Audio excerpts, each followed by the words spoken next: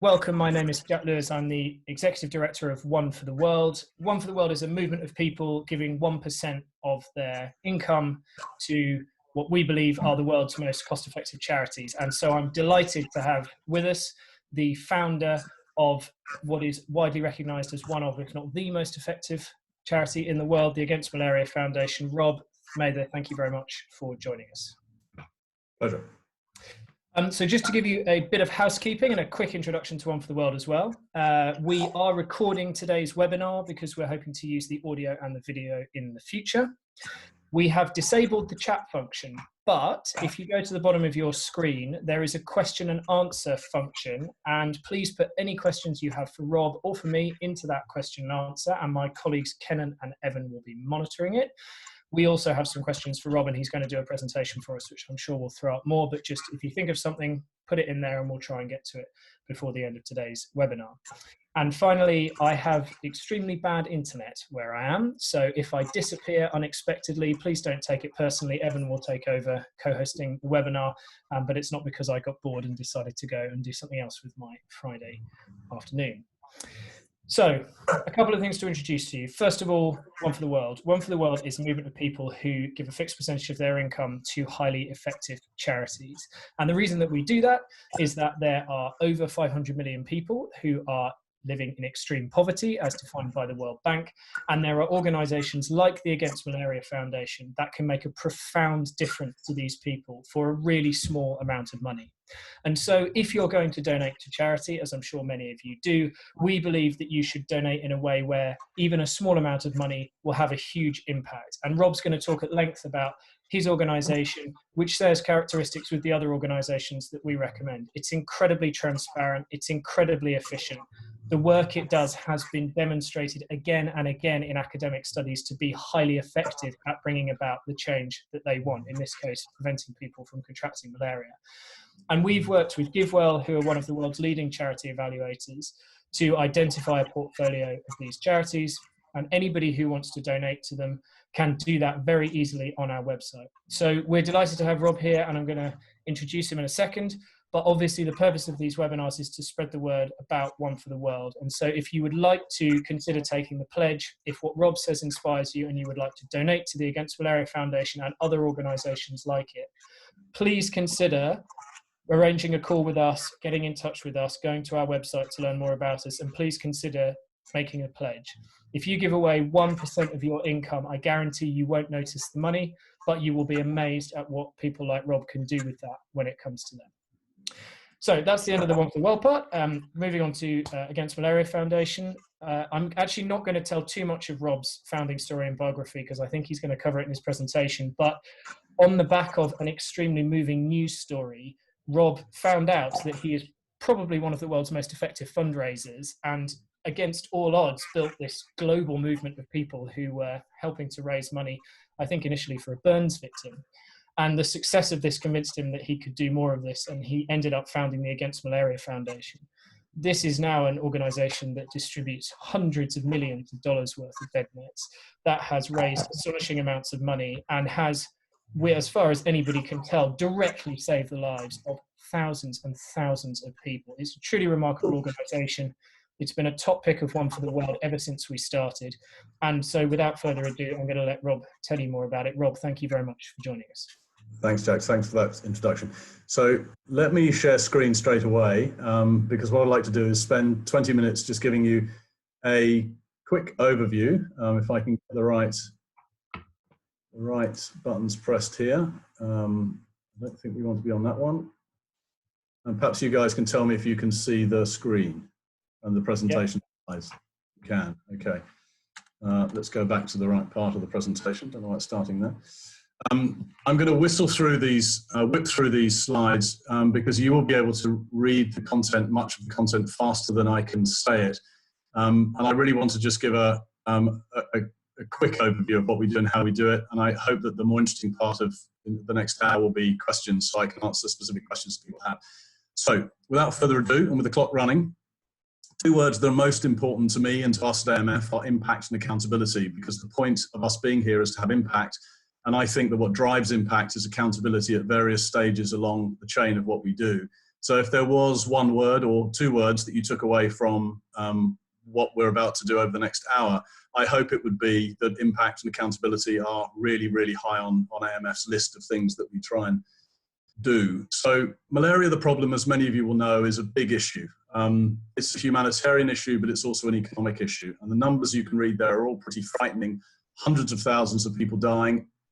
It may well be 1 million people each year, because the data in Africa can be pretty difficult to get your hands around in a really accurate fashion. 70% of the deaths are children under 5, which is the first statistic that when I set up AMF 15 years ago really surprised me.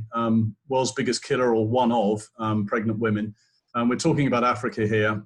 And given that when you're sick, you can't teach, you can't drive, you can't farm, you can't function, then it's an economic issue as well, because it affects the GDP, the productivity, if you like, of a country. And many people describe it as malaria as the greatest single drag on the economy of Africa.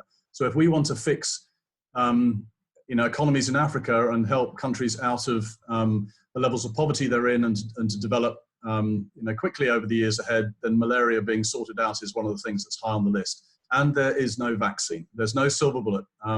We can all take pills when we go to Africa and other malarious countries, but you can't take those pills for more than about 8 weeks. Otherwise, it would fry your liver or something similar. So no simple solution, I'm afraid.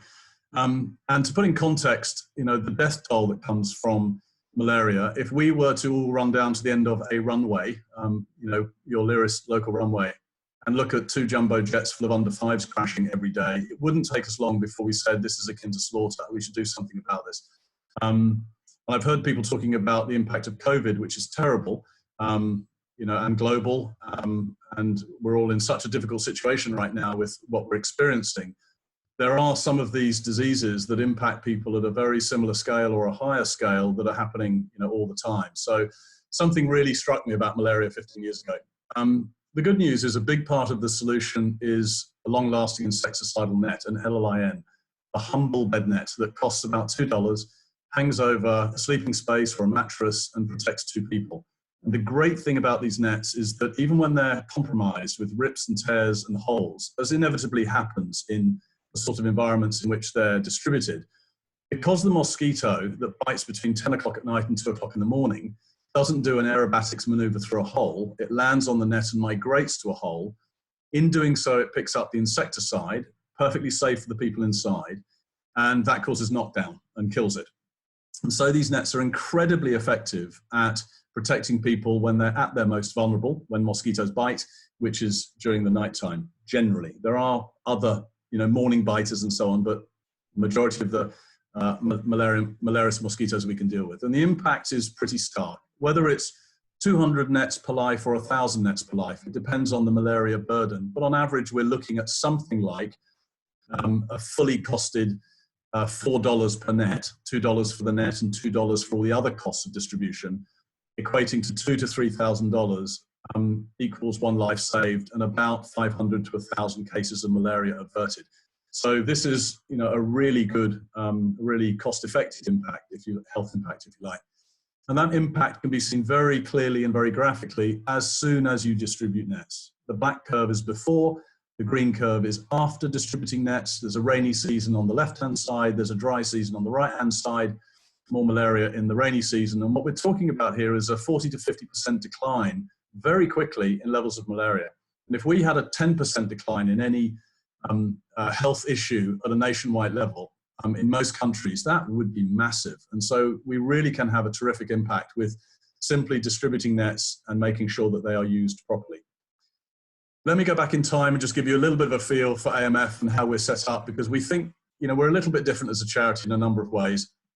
As Jack said, watched a program about a small girl who suffered very badly in a house fire, organized a swim for 3 people, me and 2 friends, and that became 10,000 people swimming in 75 countries. And we raised a lot of money, and an Australian said to me, what are we doing next year? And my throwaway line was, why don't we try and get 1 million people to swim broadly on the same day? I didn't really mean it, but I thought about it, and one thing led to another. And in essence, I phoned 20 organizations and asked them if they would give me 5,000 people to swim. And they said yes. And so I had 100,000 people effectively lined up. We launched it effectively 6 months later. And I didn't get to 1 million people swimming, so I failed in that regard. We ended up with 250,000 people swimming, raised quite a lot of money, and that was the start of AMF. The idea I had was that I would organize World Swim Against Malaria, for a couple of years. It took a year to sort of launch it, and then I go back and get a proper job, my sort of background in business, if you like. But I didn't do that because people said you can't stop now, for one reason and another.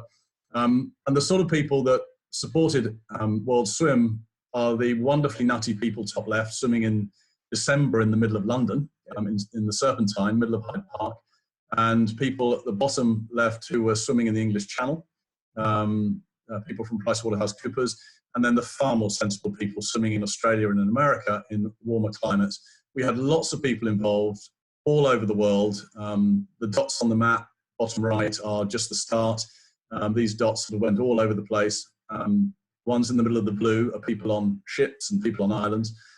And that's how, in a sense, AMF first started. It started as World Swim. So what we do as an organization is we provide LLINs, we distribute them, we make sure they don't get stolen, which is a big issue, we ensure they get used, and we spend a lot of time talking with national governments to make sure that all that we do is data driven. So we don't just hand over nets, and we receive an awful lot of household level data. That's our granular unit of how many people there are in households and how many nets are needed in each individual household. So for example, in Guinea, where we've just distributed 4.8 million nets, we received 1.2 million pieces of paper, equating to the information we needed for 1.2 million households, so we could carry out an accurate, very, very low waste distribution and ensure that everybody was covered, such that we feel we can justify all of the nets for all of these households because we have the data to prove it. And if you don't do that, you can find that numbers get inflated and you're wasting money, and that's not a particularly nice path to go down. So data is at the heart of what we do, as you will see as I move through the following pages.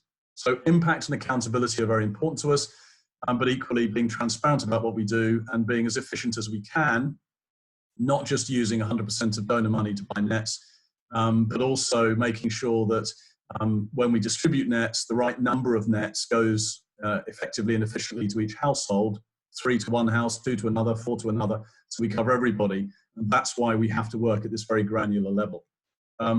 Accountability is important for us in a couple of areas. One, it's very important in country. So we hold our distribution partners to account, and we do that through a rapier-like focus on data. And we believe that if we do that, we will achieve a much better coverage of people, and the result of that will simply be fewer malaria deaths and fewer cases of malaria. But equally, we're very happy to be held accountable by our donors. And one of the ways we do that is we link every single piece of money we receive, every donation, to a specific net distribution. And we share that information with donors such that they can see exactly how many nets their donation has bought, our estimate of how many people those nets will protect, which is the number of nets times 1.8 at scale. And indeed, we show them where the nets are going to be distributed at a sort of location level, which is typically an area that might receive about 50,000 or 100,000 nets. So relatively granular. So accountability, very important to us. And we believe that leads to this virtuous circle, if you like, is that if we can gain the confidence, we don't ever seek trust from anybody, but if we can gain the confidence of donors, then that would lead to potentially a desire to support us again or further. And that's been our experience over the last 14 or 15 years. Transparency is very important to us. So as I mentioned, we show donors where their nets go. We provide them with a page that means that they can see their nets have gone to Guinea or Malawi or Ghana or wherever it is. And in essence, our simple challenge, when Andrew and I, who ran AMF for 10 years, we're now a team of 8, but for 10 years we were 2 people, was how do we be transparent? And the answer for us was, well, we'll show the donors everything that we can show them. So hence a personal donations page, and link to specific distributions. Efficiency is very important to us, as I mentioned, and as you scan across this slide, you'll see there are a number of logos of companies, and I was pretty shameless in calling organizations and saying, please will you help me, but I'm not going to pay you. I mean, slightly more politely than that probably, but in essence that was what I asked, because I said you don't need $5 more than a couple of children in Africa need a bed net. And it was incredibly humbling, the support we had from all of these organizations. In fact, today we have 6 costs on our P&L, and they are the salaries of the 6 people who are paid a salary. And we don't have any other cost. Banking, accounting, legal, translation, website, you name it, we don't have it. We don't have any offices. We all work from home, all 8 of us. And so there's a certain setup we have as an organization, which means that, you know, we have this very simple structure. We leverage technology extensively so that we try and design things out. I'll give an example towards the end of the presentation to do with our finances. Lots of pro bono support, as I mentioned, and that leads to us having very, very low overheads. So I don't have to go out each year and raise $1 million, $2 million, which we could do. And I think people would be understanding of the fact that we had to, you know, take some donor money and put it towards covering salaries and so on. We have 3 donors who have covered and agreed to cover, in essence, in perpetuity, central costs, so that what we can say to anybody who is interested in supporting AMF is that 100% of your money will buy nets and not a cent will go on anything else. And that's not to say that, you know, we don't have central costs, they're small.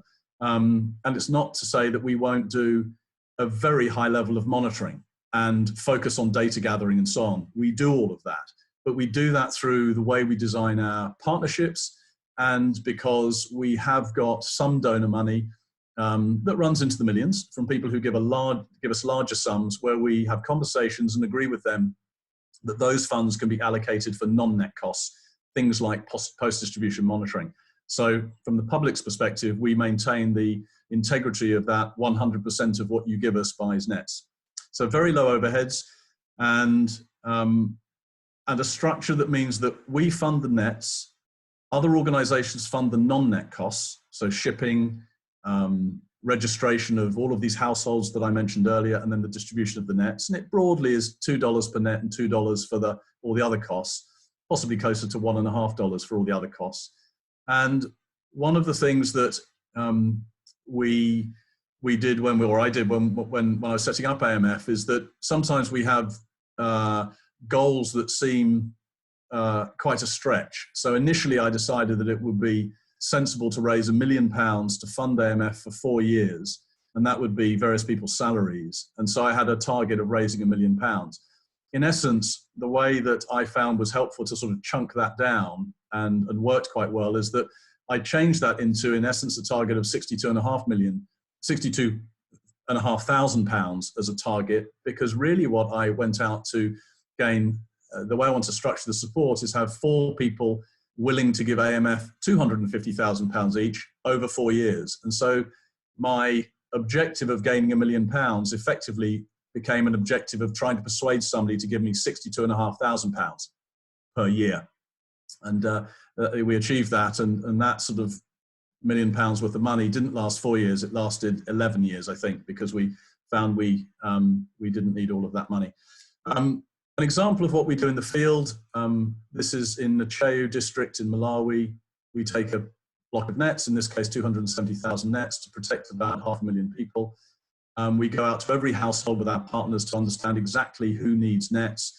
We have a number of checking mechanisms where we send a second set of data collectors out to check on, to gather again with no knowledge of what's already been gathered. 5% data from 5% of the households that have already been visited, and we compare those 2 data sets. And that's one way in which we encourage the 100% data collectors, if I can call them that, to be highly accurate in their work, because we and our partners say to those data collectors, it's not about trust, we're going to check up on you. And we're going to do that by going to a proportion of the households you guys visit, and we're going to collect the data again. And that's really important, so that we make sure the data we're gathering across an entire country or half a country is reliable, so we're not seeing inflation, because that all leads to money being wasted, and we don't like money being wasted. We carry out post-distribution monitoring, as I'll come on to describe, and we track, although it is difficult, malaria case rate data. Those are probably 4 of the things, including independent supervision when we distribute nets, that are part of the sort of the key to getting nets out in a highly targeted and effective way. Post-distribution monitoring for us means, let's go back now at the 9, 18 and 27 months points post-distribution of the nets, and find out what coverage rate is, because coverage rate declines over time.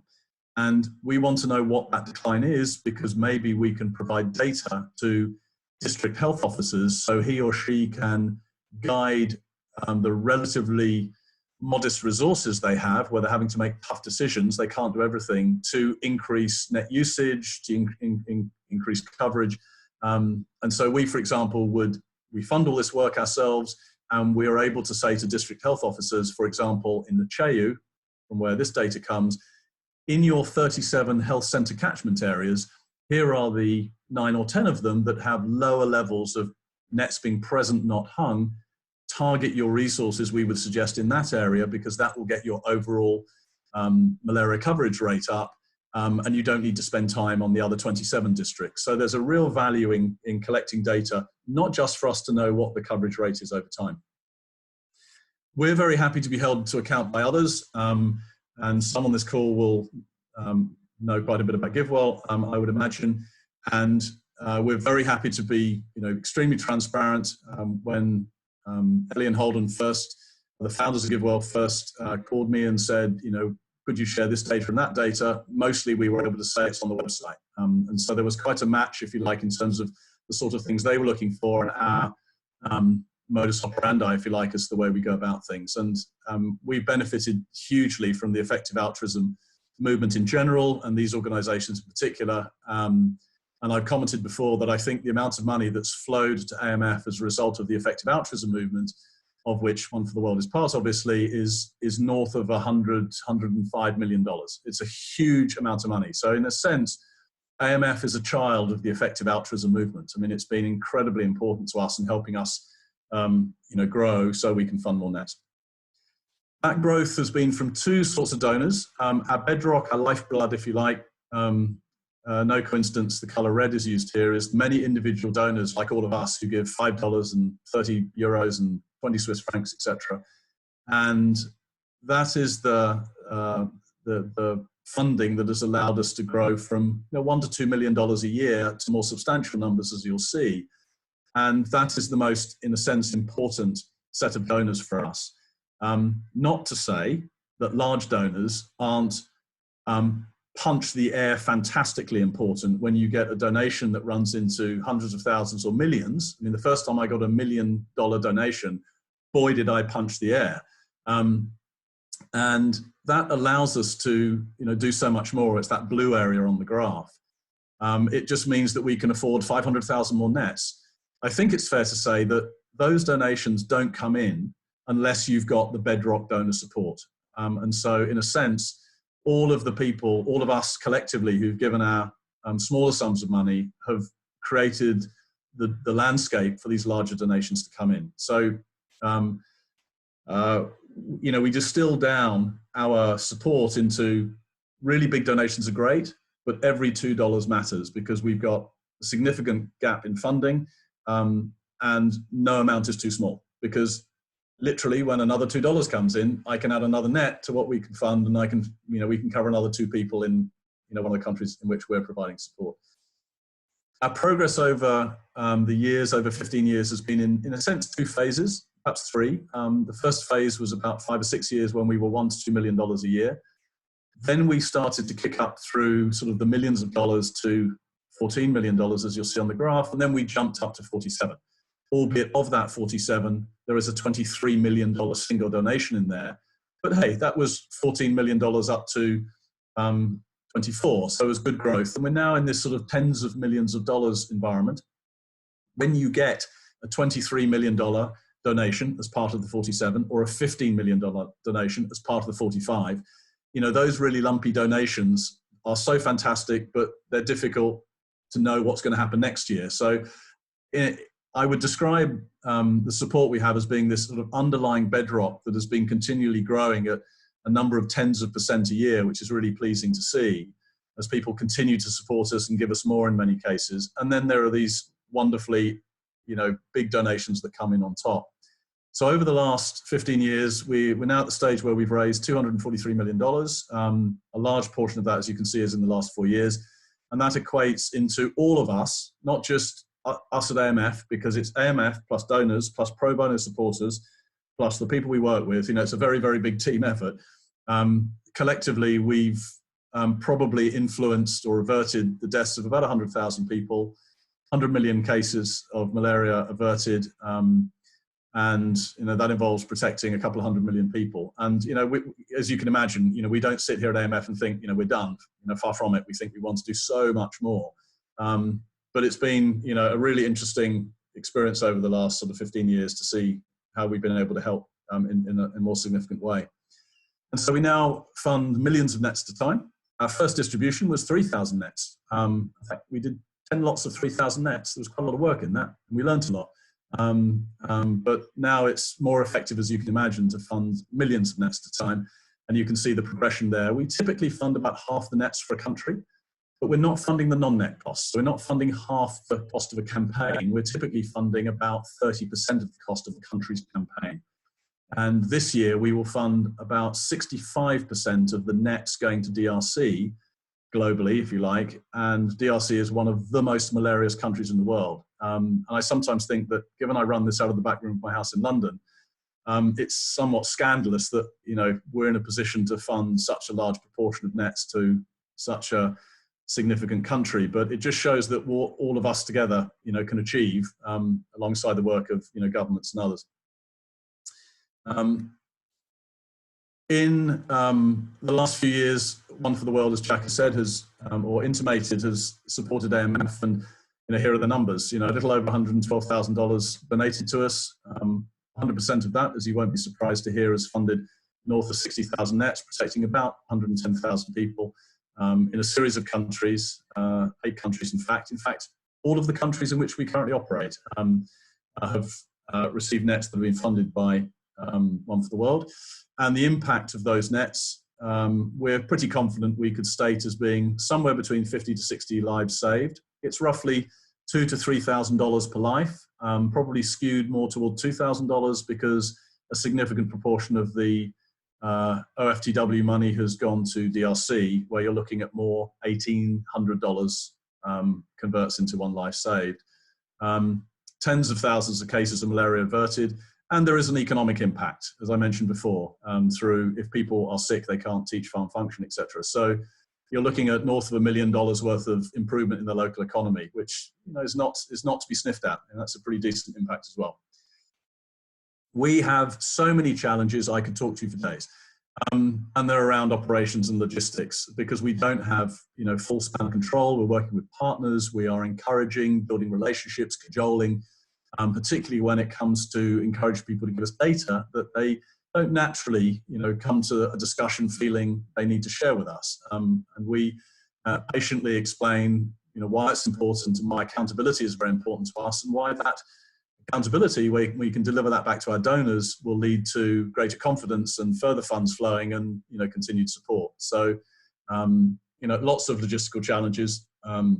And now, as a team of 8, as opposed to a team of 2 for 10 years, we're dealing with those challenges more quickly, you know, and developing some interesting systems to be even more effective. Insecticide resistance is one of the challenges that we're all facing in the world right now, malaria. Darwin told us that eventually survival of the fittest means there will be mosquitoes that adapt to the insecticide on nets.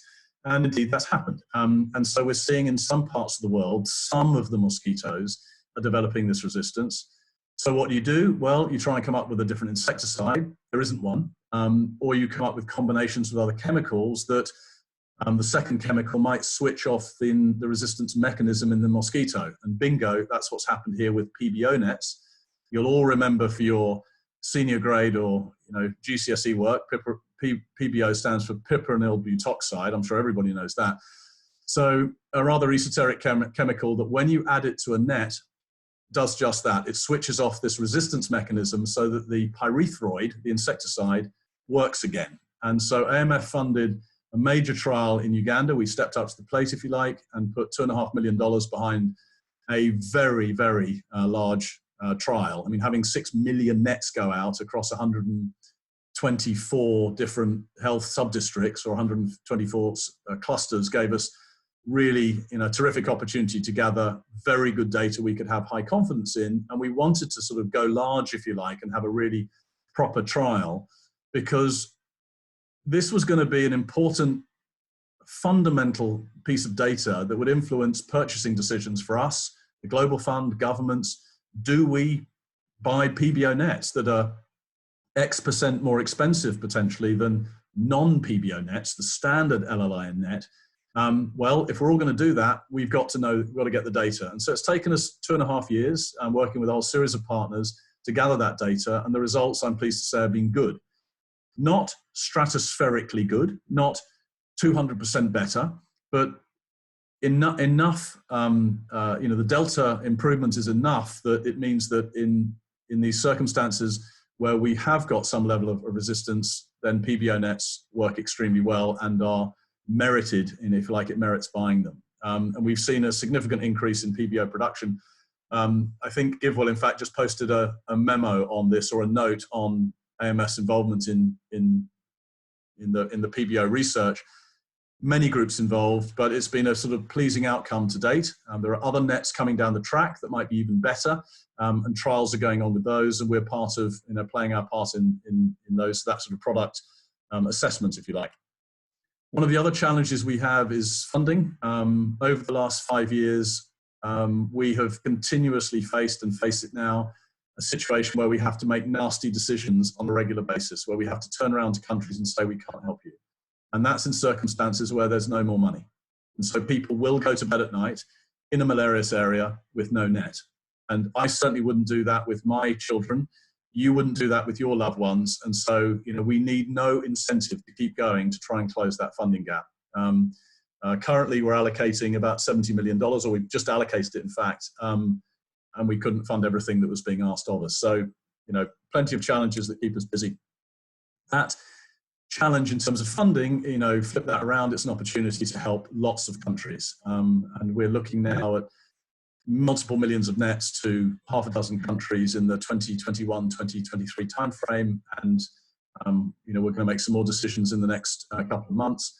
And then we might get to the point where we've literally got no money left because we've allocated everything. Now, you're typically looking at about a 2-year timeframe of when we sign the document that says we're making a commitment and when the nets will get distributed, because these are major campaigns that require a lot of planning, a lot of logistics. We also have a lot of opportunities internally and in the field with technology. And this is one of my favorite images, if you like. It's a wonderful juxtaposition of knowledge of the location of nets, or rather households that receive nets, to within 6 meters in the Democratic Republic of Congo, which, as some of you may know, is a very, very challenging environment to work in, both logistically, graphically, geographically, and in terms of some of the recent, history there with, with wars and infrastructure, being very, very poor. And so it shows, even in the most challenging environments, what we can do to deliver accountability, if you like. I mentioned earlier one of the areas of efficiencies we had, and arguably this is not the most exciting slide unless you're an accountant, but I get quite excited by it because it saves us a boatload of time. But in the old days, we had terrific support from PricewaterhouseCoopers, who gave us a senior accountant with 25 years experience, a lovely man called Sean, to work with us, and he worked with us for effectively 5 years, funded by PwC. And it was absolutely marvelous to have Sean, because I could give him, in starting up AMF, all the accounting, banking, legal, audit to deal with. And one of those elements that we had to deal with each year was the filing of our accounts and our audit. Now, that took a series of PwC staff a number of weeks to do. And we wanted to move to a point, as is our sort of, the way we operate here, and how do we take that task and just go and squash it? What we do now is, because we literally track all of our numbers on a daily basis and they all get put into a system, it means that we can report and send our accounts and about 15 documents per set of accounts in 12 countries within 9 hours of the end of our financial year, which is exciting for us in that it just means that we can be incredibly efficient with getting that reporting administrative element out the way and get on with focusing on the people in Africa that we're trying to assist. And it means we can also publish in real time our accounts. So if anybody was to go to our website, and you'd see on this page, it's under the transparency section, our revenue, if somebody donates $10, that 129, which I pulled off an hour or so ago, would go up to 139 and 149. And that's not the reason for doing it, but it does mean that we can share information with donors and others, which we hope delivers further, it develops further confidence in what we're doing, we hope. So I guess there are multiple reasons why we're on top of these numbers. Final slide. If I were to describe what we have all achieved within the malaria community over the last 15 or so years, this comment was 5 years ago, but it's broadly in line, with what's been achieved over the last 20 years. Malaria deaths down by 60%, is a fantastic achievement by many, many people. 70% of that or so has been because of the contribution of bed nets, the humble bed net.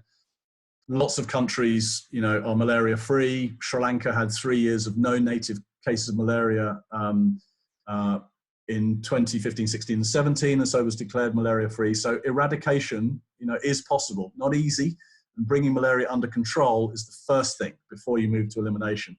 So terrific progress, but I'm afraid lots of progress still to be made because a child still dies from malaria every minute or so. So, we know what to do, whether it's nets and some of the other interventions. We're all short of funding. We need to, simply get on with it. And that's our aim, is to do as much as we can over the next year, 2 years, 5 years, until we're no longer of any use, and then we'll close AMF down.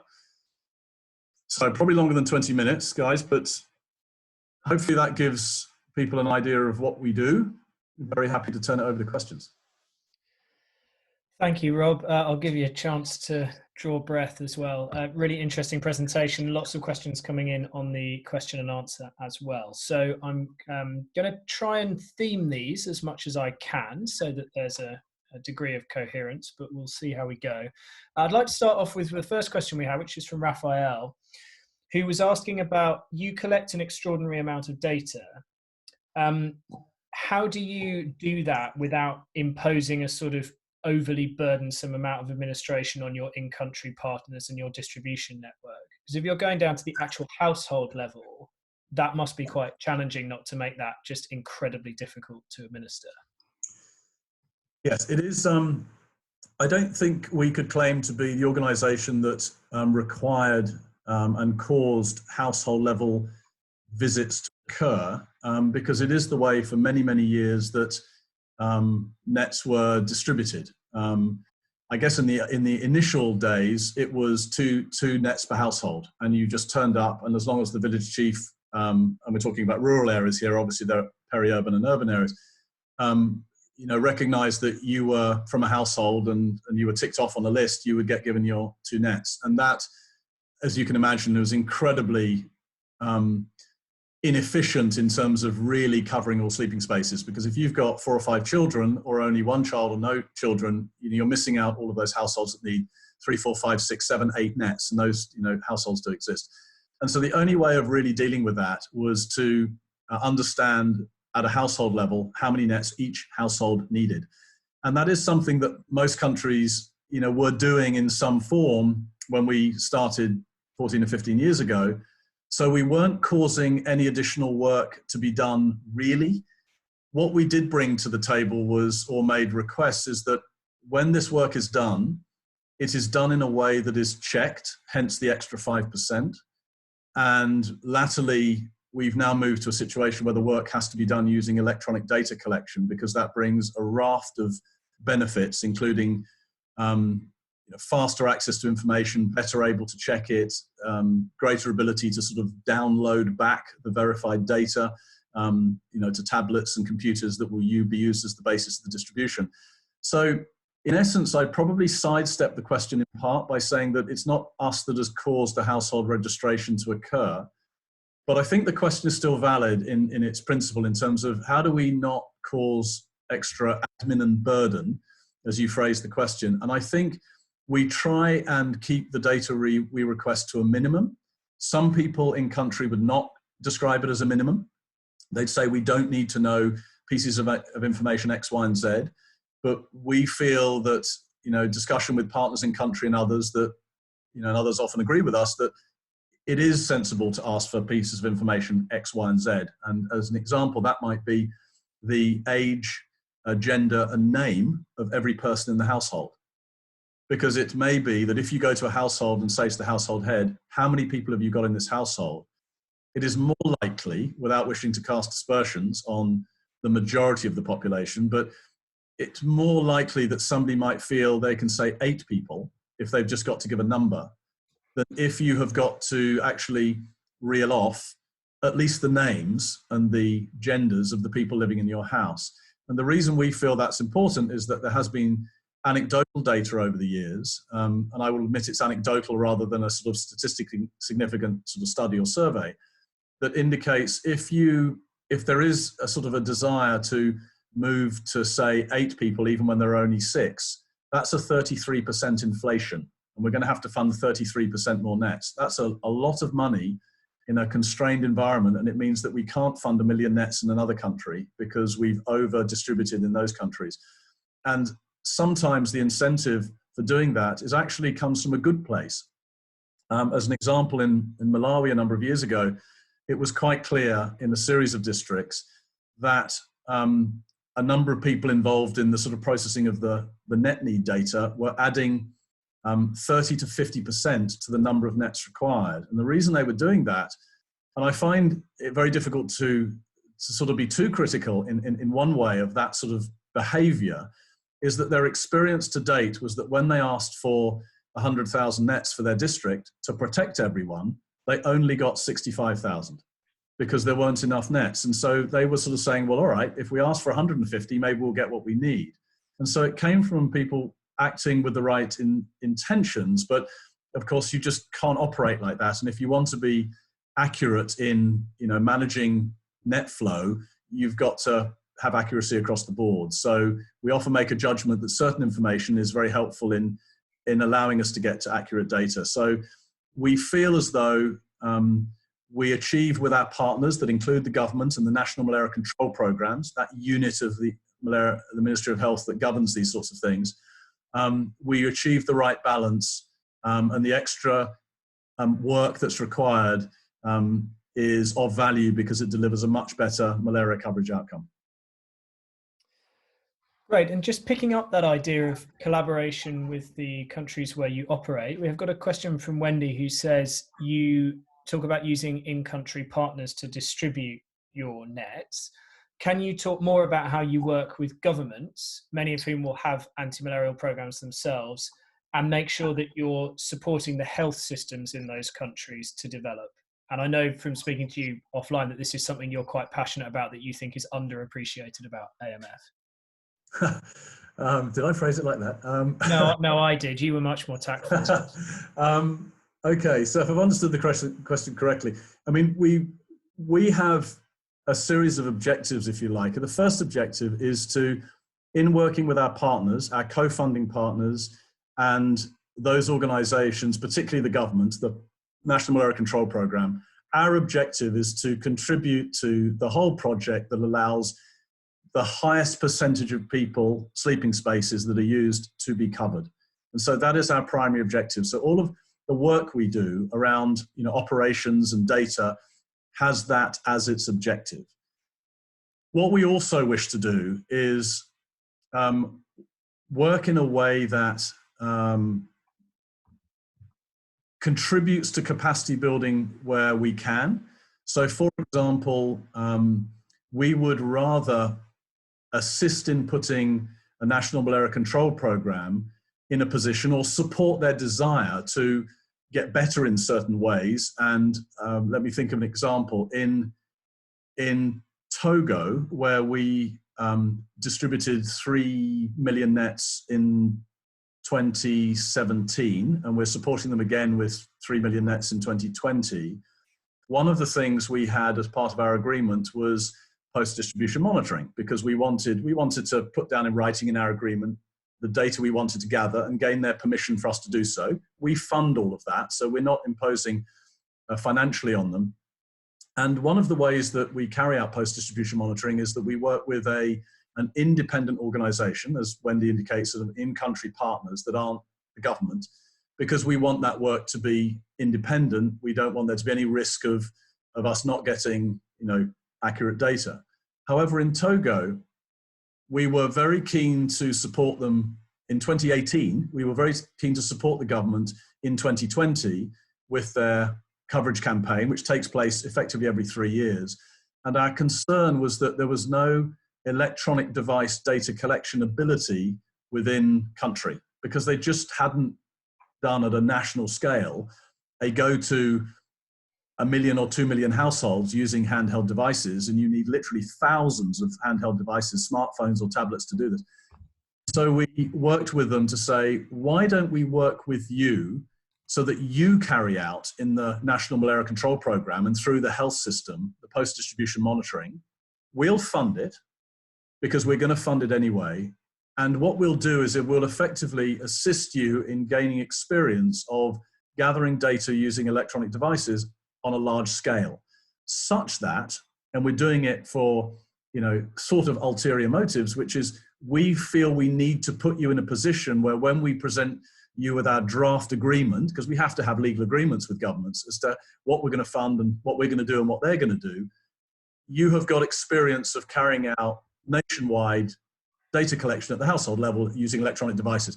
And so we helped or assisted the Togo government, if you like, and the health system go up a learning curve in gaining that experience, such that we signed an agreement to fund 3 million nets.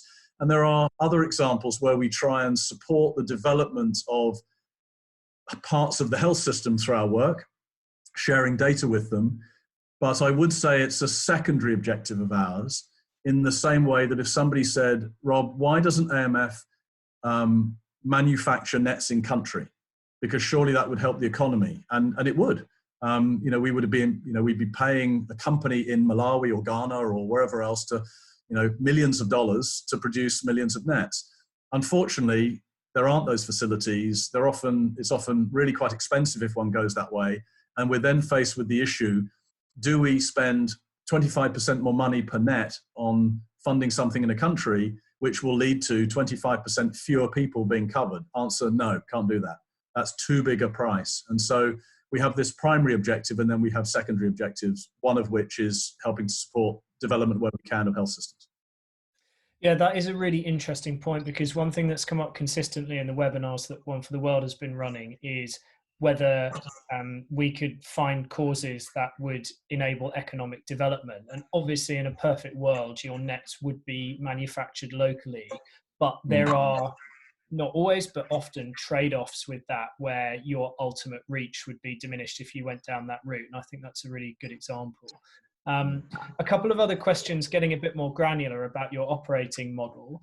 So Jen has asked, how do you think about the behavioural part of the use of malaria nets? So I know that there were some studies on this a while back, which I presume you guys either participated in and relied on, where some nets are not used for their intended purpose. So how do you factor that into your model and also your impact reporting to take account of that?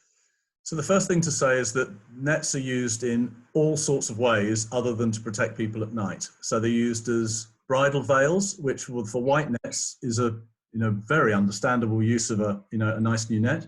They're used for fishing in certain environments. They're used for chicken coops. They're used to cover vegetable patches.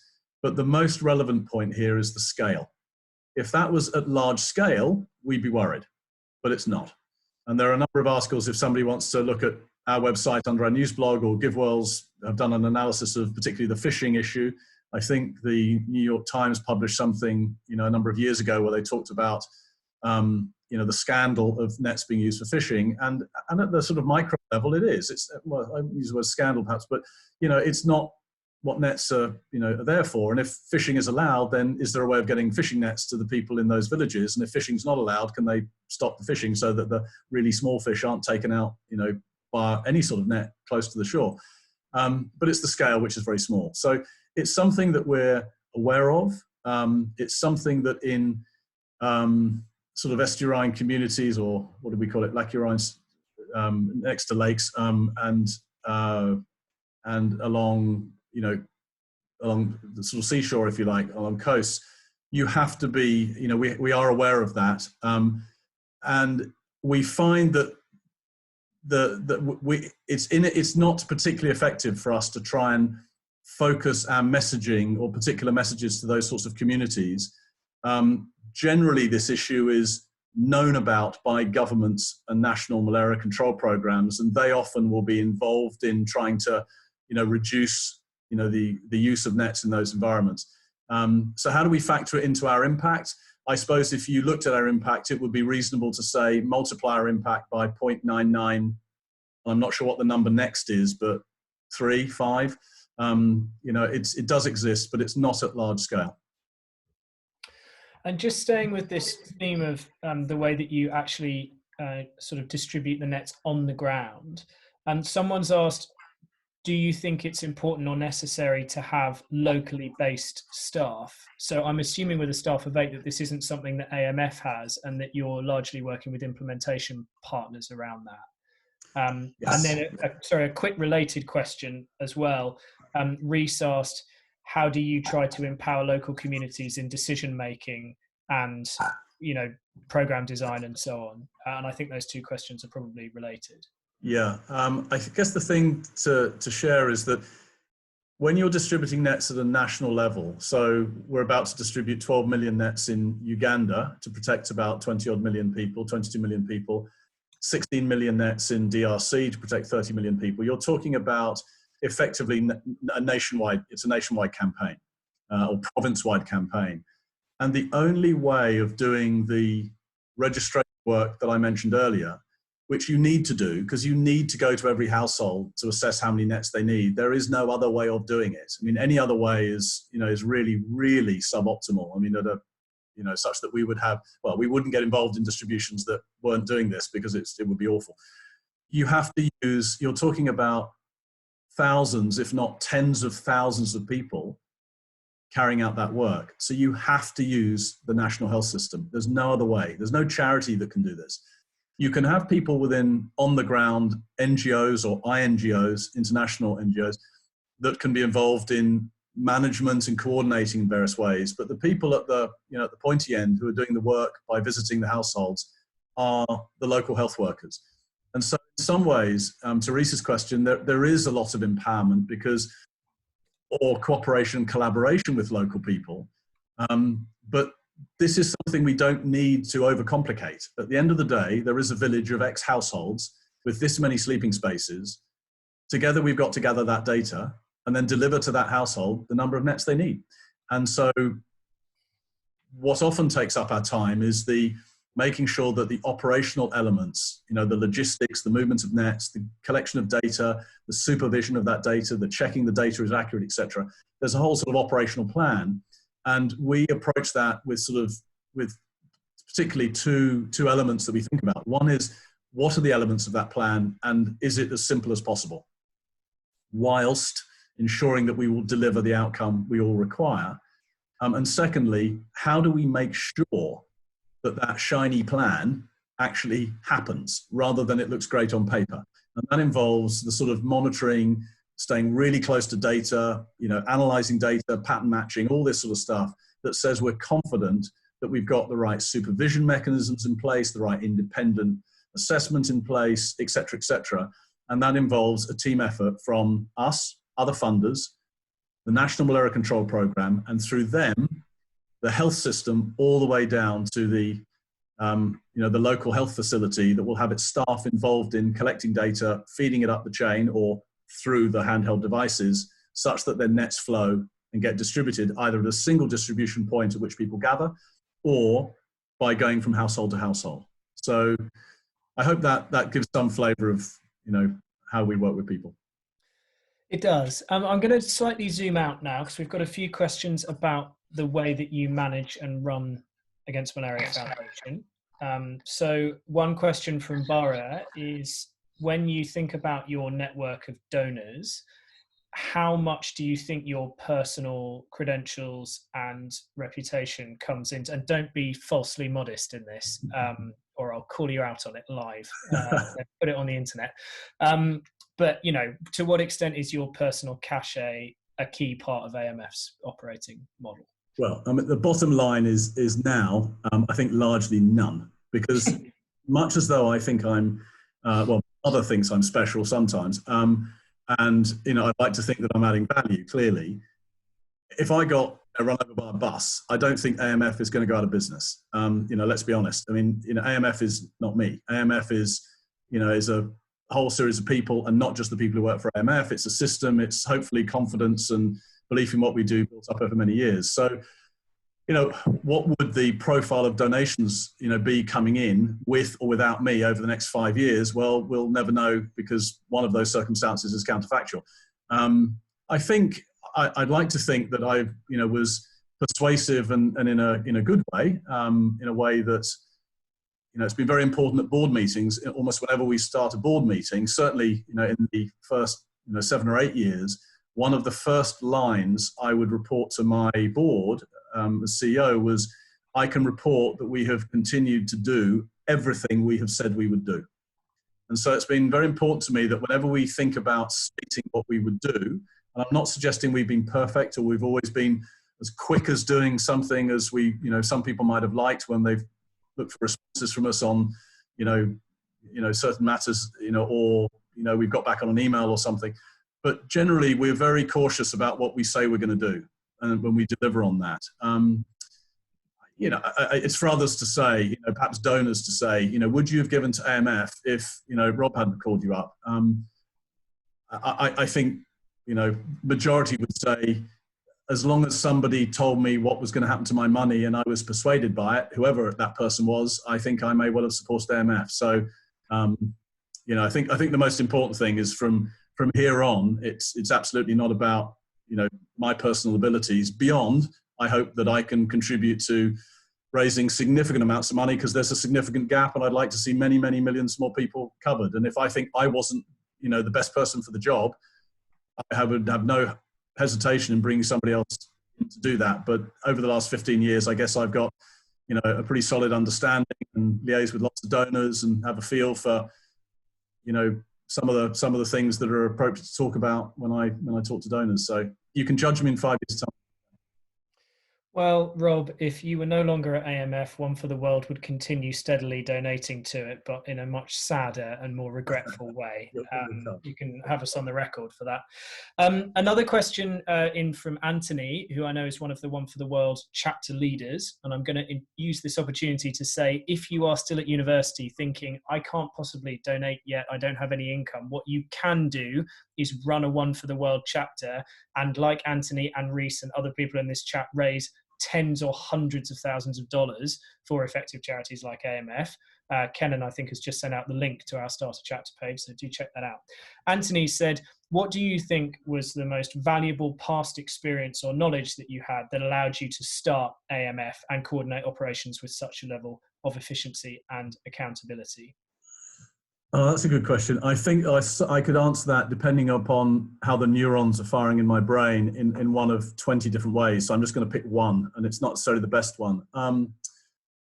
I think that, during my business career, I worked for a strategy consulting firm for 4 years out of university. Then I went to business school, and then I came back and worked for a small exhibitions business for 5 years. And I then worked for 5 years for one of the world's largest financial publishers as director of operations, and then running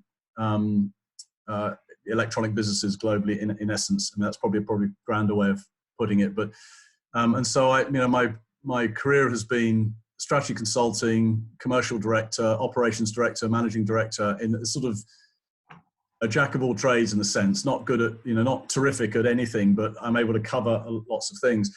I suppose one of the things that I would say is that I'm not sure I sort of learned this, but certainly was an experience I had. I remember when we were setting up an exhibition many, many years ago, we started in our organization. There was a major shareholder, and I was very much a minority shareholder when I joined from business school.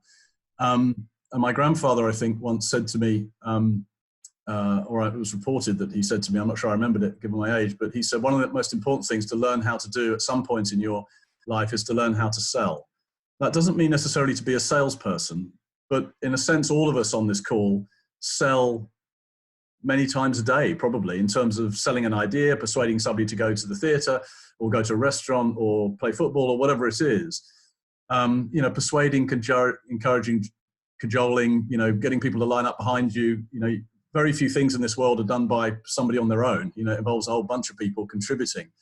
And I remember that sort of learning how to, could I sell things? Could I get somebody to give me money? And the first time that happened, one of the first occasions it happens, I remember being in London, and for those who don't know the UK particularly well, I had an individual who might buy an exhibition stand at an exhibition that we were developing. So we were developing the asset, if you like, and owning the asset worth ultimately millions of dollars. But we had to sell companies into an exhibition and buy exhibition stands. And so I remember calling this guy and saying, could I come up and see you? We're now ready to talk to you about the exhibition. And he said, what time would suit you? And I said, well, 8 o'clock be all right. And he said, aren't you in London, which is a 3-hour drive away from Leeds? And I said, yep, but 8 o'clock would be good. And he said to me, after I met him in Leeds, he said, you secured the sale when you said 8 o'clock in the morning, because I knew that I knew at that point that if I'm going to put some money behind somebody or some organization who has that approach and passion to doing something properly, I feel good about this. So I suppose it is a number of things that made me realize that I get quite passionate about things. And I think that's a good thing when people are working out where they work and what they do with their careers. Although I guess the question wasn't asking this, is that it's really good when you can find something that you can do to which you can bring passion. So experiences like that made me realize that I only want to work in an environment where I really love what I do. And 15 years on, I love what I do. That's great. And we're very grateful for what you do as well, Rob. I just want to jump in on that as well and say that we had the same question posed to Ellie from GiveWell, who's the co-founder of GiveWell. And he emphasized that when you first graduate from university, one of the key things that you need to do is just learn how to be effective in a role. And there are loads of different roles where you can do that. And just listening to Rob's background, you wouldn't necessarily have thought that the 22-year-old Rob was going to found, one of the world's most effective charities. But all of these experiences came together in what he's done later. And this is why, again, not just because this is important to One for the World, but I really would encourage you, if you're still at university, do things when you're at university. Run a One for the World chapter, run a club on campus, do fundraising, be part of a sports team, just whatever you can, do things that will teach you this kind of skills you're going to need later in your career. Because I know as an organization that recruits a lot of graduates, we look for the people who are ahead of their competitors in that market because they have gone out and been effective in a role where, even if that's something that is just something that's a leisure activity for them. I'm actually just going to ask you a final question, Rob. I'm conscious of respecting your time, and it links 2 questions that are in here.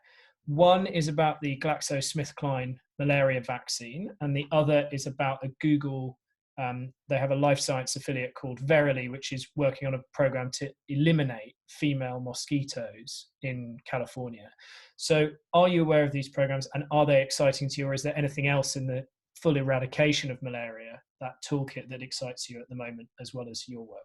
Yes, we're aware of these projects and more, and I guess all of us involved in malaria control are pretty fervently passionate about something being found, be it a vaccine or be it a solution that comes from gene drive technology. And I suppose it would be a pretty obvious statement to say that any of us who weren't passionate about that would be unbelievably hypocritical, because we want malaria to be fixed, removed, so that we can all get on to other things, and fundamentally, more importantly, the quality of life of people in malarious regions is so much better or not affected in this way. RSS1, I think it is called, the GlaxoSmithKline vaccine, has had success in certain environments, but I think the people involved in it would acknowledge that it's not the sort of silver bullet.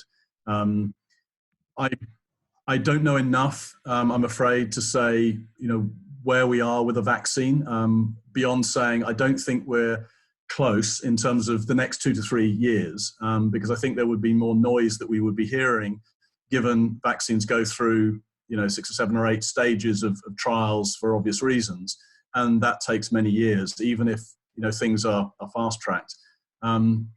With the development of, CRISPR and other gene drive technologies over the years, it seems to me, as somebody who's a layman in this area, that there is terrific potential there to you know, find us something that, you know, is a solution. Many people in that field say that coming up with the sort of the gene-based solution will be relatively easy. It will be the public acceptance of its deployment that will be difficult. And, you know, that struck me as an interesting, you know, thought to reflect on. I suppose what I would say is it will be great, you know, high quality problem to have if we have something that is, you know, put out there as a, you know, solution, because it's got the data behind it that says, wow, this could really work in dealing with malaria, and nets will no longer be required. And then, of course, at that point, you'd have to deal with the, you know, public reaction and so on. But I'm cautiously optimistic and certainly dreadfully hopeful that we will find, you know, a solution in one of these areas, and, you know, we don't need to raise lots of money for malaria in the future. Well, in the meantime, Rob, I know I speak for everybody on here when I say we're very grateful for the work that you're doing and huge admirers of what you do. You've been a charity that One for the World has supported since its foundation, and we're really proud to be associated with you, and we're really grateful for you joining us this evening to share your thoughts. So thank you very much. No worries. Really nice of you to say that. Thank you. Fantastic. Guys, that's the end of the webinar. Please, please, please think about taking the One for the World pledge or running a chapter if you haven't already. It makes a massive difference to organizations like AMF. But for now, that's all from us. Thanks for joining us.